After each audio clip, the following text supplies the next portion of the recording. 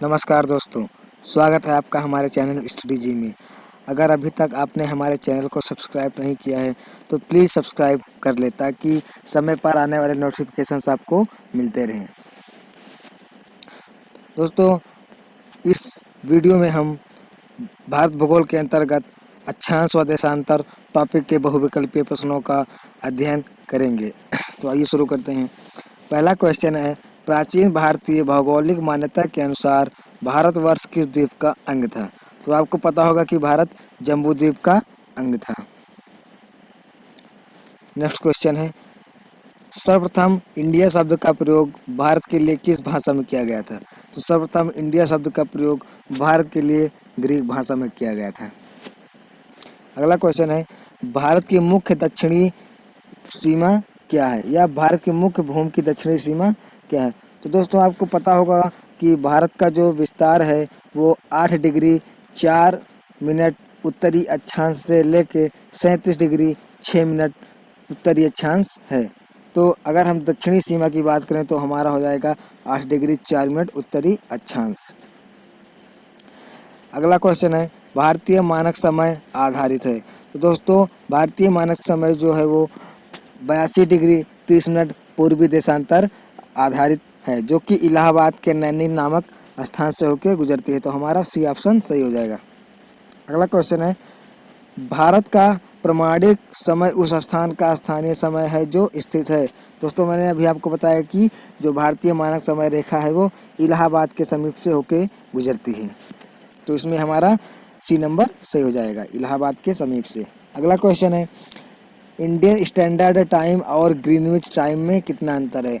मतलब कि भारतीय मानक समय रेखा और जो अंतर्राष्ट्रीय मानक समय रेखा है उसके बीच में कितना फ़र्क है? तो दोस्तों, भारतीय मानक समय रेखा और अंतर्राष्ट्रीय ग्रीनविच रेखा के बीच में 5.5 घंटे यानी कि 5 घंटे 30 मिनट का अंतर है। हमारा सी क्वेश्चन सही हो जाएगा, सी ऑप्शन।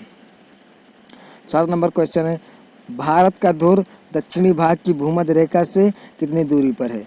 मतलब ये क्वेश्चन कह रहा है कि भारत का दक्षिणी बिंदु और भूमध्य रेखा के बीच की दूरी कितनी है? तो दोस्तों, भारत के दक्षिणी बिंदु और भूमध्य रेखा के बीच की दूरी 876 किलोमीटर है। अगला क्वेश्चन है, भारत की स्थलीय सीमा की लंबाई कितनी है? दोस्तों, आपको पता होगा कि भारत की स्थलीय सीमा की लंबाई 15,200 किलोमीटर है। अगला क्वेश्चन है, द्वीपों सहित भारत के तटरेखा की लंबाई कितनी है? दोस्तों, अगर द्वीपों सहित बात कर रहा है तो द्वीपों सहित भारत की तटरेखा की लंबाई 7516.5 किलोमीटर, और वहीं अगर मुख्य तटभूमि की बात करेगा तब 6100 किलोमीटर सही हो जाएगा। तो इसमें द्वीपों सहित पूछा है तो हमारा 7516.5 किलोमीटर सही हो जाएगा।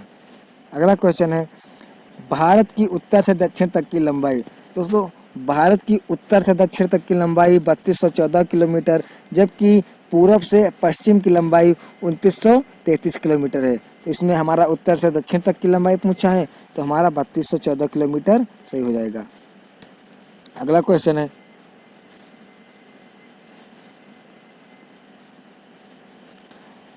ग्यारह नंबर क्वेश्चन है, भारत की पूर्व से पश्चिम तक की लंबाई है। अभी मैंने आपको बताया कि भारत की पूर्व से पश्चिम की लंबाई 2933 किलोमीटर है। नेक्स्ट क्वेश्चन है, भारत की तटरेखा की लंबाई। अब तटरेखा दोस्तों उसमें पूछा है तो ये मेन तटरेखा पूछा है, मतलब मुख्य तटीय भूमि पूछा है, तो हमारा 6100 किलोमीटर सही हो जाएगा।